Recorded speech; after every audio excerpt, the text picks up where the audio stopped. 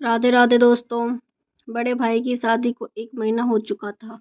भाभी को लेने के लिए मुझे भेजा गया। अम्मा ने कहा अपने रिवाज में देवर ही भाभी को मायके से लेकर ससुराल आता है। पहले तो मैं आनाकानी करने लगा, यह कैसा रिवाज है, बड़े भैया को जाना चाहिए, आप लोग मुझे भेज रहे हैं। तब अम्मा ने बताया अभी नई नई रिश्तेदारी हुई है, इसलिए दूल्हा अपने दुल्हन को लेने नहीं जा सकता। जब रिश्तेदारी पुरानी हो जाती है तभी तेरा भाई ला सकता है। सारी जिंदगी तेरे भैया को ही लाना है। मैं घर में सबसे छोटा था और बहन को देखकर मैंने अम्मा से कहा मैं दीदी को भी साथ ले चलता हूँ, मेरा भी वहाँ समय कट जाएगा। पहली बार भाभी को लेने के लिए हमारा पूरा परिवार गया था, तब और बात थी। मैं अकेला नहीं जाऊँगा, दीदी साथ चलेगी।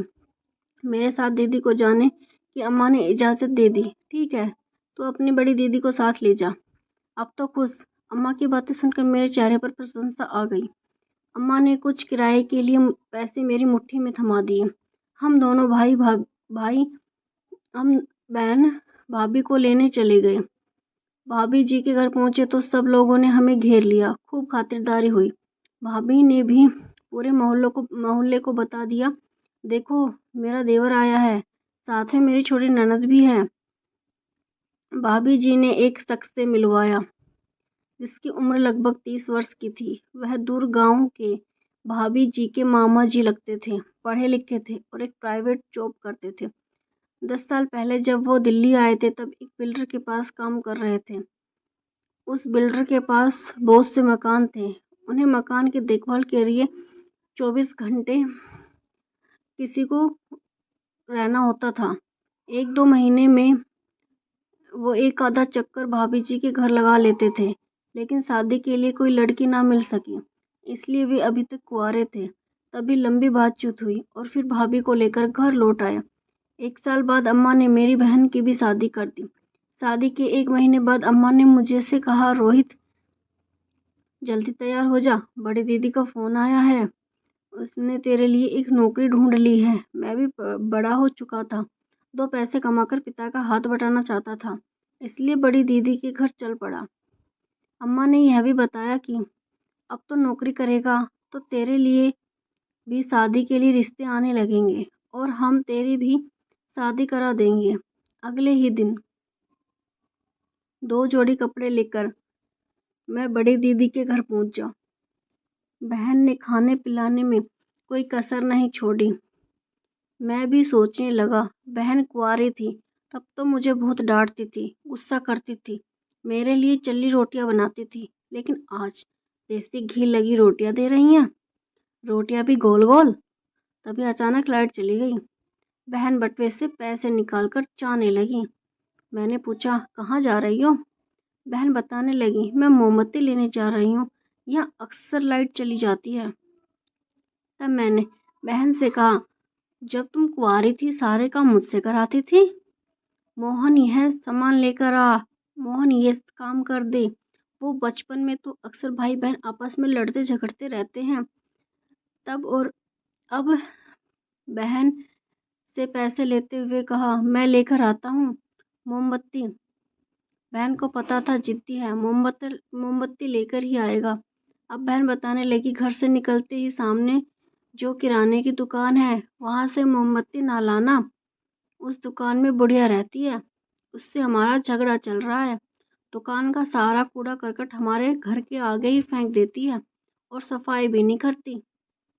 मेरी कई बार उससे तू मैं भी हो चुकी है, लेकिन एक कान से सुन दूसरे से निकाल देती है। उसकी बहू अनीता फिर भी ठीक है, झगड़ा ना हो इसलिए हमारे आंगन के बाहर तक की सफाई कर देती है। अनीता की 2 लड़कियां हैं, अनीता विधवा है। तब मैंने अपनी बहन से पूछा, अनीता कैसे विधवा हो गई, अभी तो उसकी लड़कियां छोटी हैं। तब बहन ने बताया, उसका पति मिस्त्री थी। जब मैं शादी होकर आई थी तब मैंने उसके पति को देखा था, एकदम सुंदर था, सीधा साधा था। दूसरे दिन खबर आई, तीसरी मंजिल से उसके सर पर एक ईंट गिर पड़ी। सर फटने की वजह से बहुत खून बहा। डॉक्टर ने बहुत कोशिश की बचाने की, लेकिन नाकामयाब रहे। मकान मालिक ने कोई मुआवजा नहीं दिया। मकान मालिक का कहना था,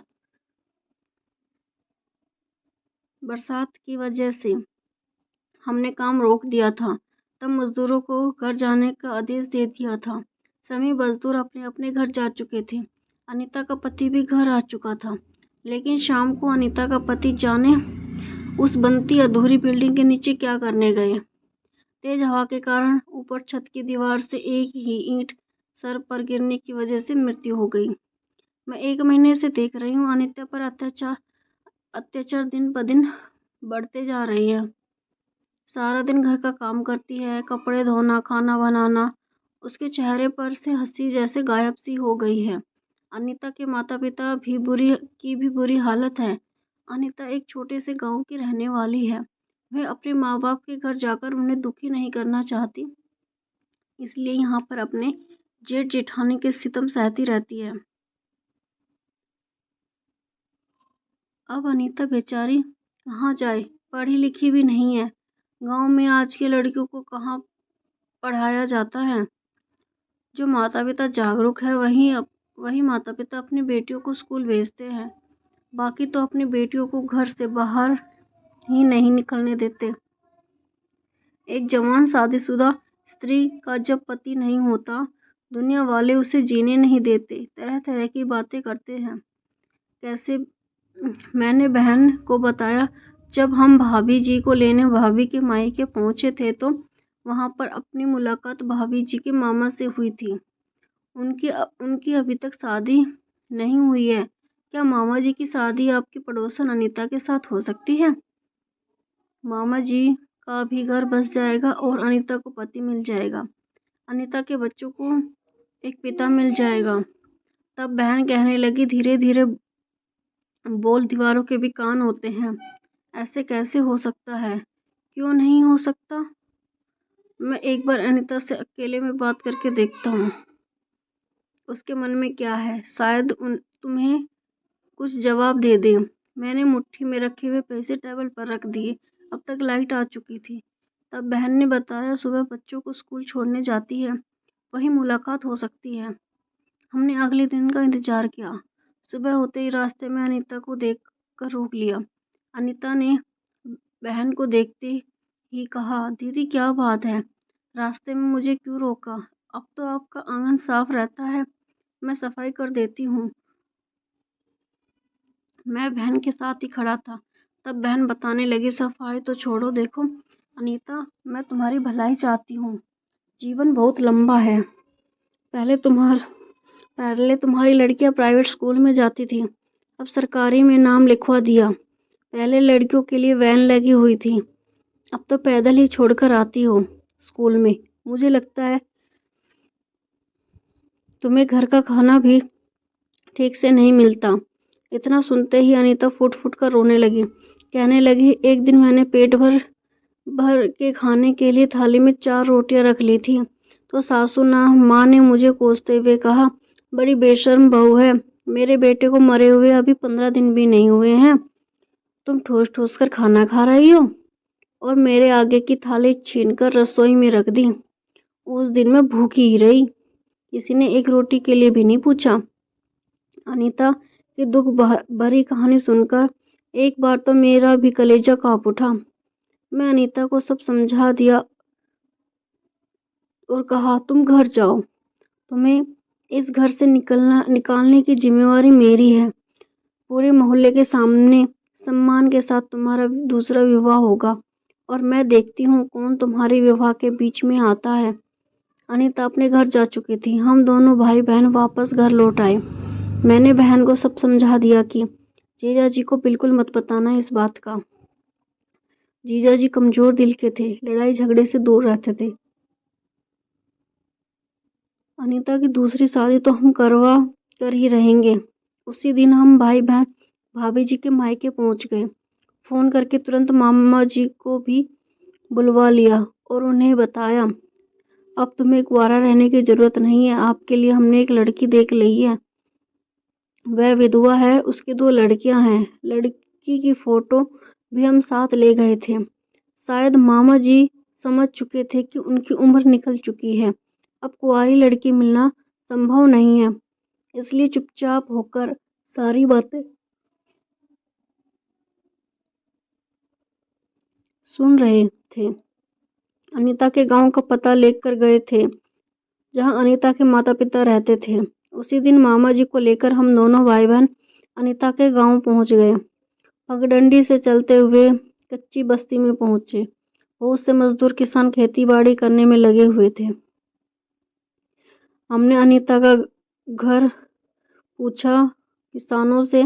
कुछ देर बाद हम अनीता के घर का पता मिल गया। हमने अनीता के माता पिता को पूरी बात समझा दी। अनीता की शादी जिस लड़के से होगी वह आपके सामने मौजूद है। आप एक बार देख लो। इसकी उम्र 34 वर्ष है। अभी तक शादी नहीं हुई। एक बिल्डर के पास काम करता है। बिल्डर ने रहने के लिए मकान दिया हुआ है। अनीता भी उसी में रहेगी। कमरों का किराया भी नहीं देना पड़ेगा। अनीता की दोनों बेटियों को पढ़ने की पूरी जिम्मेदारी इनकी ही होगी। कुछ भी खर्च करने की जरूरत नहीं होगी। अनीता के माता पिता को जो पूरी तसल्ली हो गई थी। तब अंजलि के माता पिता ने अपनी बेटी अनीता को गांव बुला लिया। अनीता अपनी दोनों बेटियों को लेकर गांव आ चुकी थी। गांव के एक पुजारी ने मंदिर में अनीता और मामा जी का विवाह संपन्न कराया। मामा जी अनीता के साथ अनीता के माता पिता के पैर छूने के बाद अनीता और दोनों बेटियों को लेकर निकल गए। अब भाई बहन वापिस घर लौट आए। दिन भर में हमने सारा काम निपटा लिया। शाम को जीजाजी घर लौटे। उन्हें इस बात की कोई भनक नहीं थी। जीजाजी रात का खाना खाकर टहलने के लिए निकले। कुछ देर बाद लौटे। हम दोनों भाई बहनों को बताने लगे, सामने जो अनीता रहती थी सुबह अपने गांव गई थी। गांव से खबर आई उसकी शादी हो चुकी है। अब यहाँ कभी नहीं आएगी। उसकी शादी किसके साथ हुई है और शादी होकर कहाँ गई है, यह बात किसी को मालूम नहीं।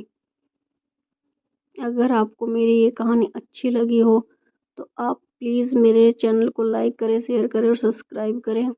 ऐसी ही कहानियाँ मैं आपके सामने लाती रहूँगी। धन्यवाद।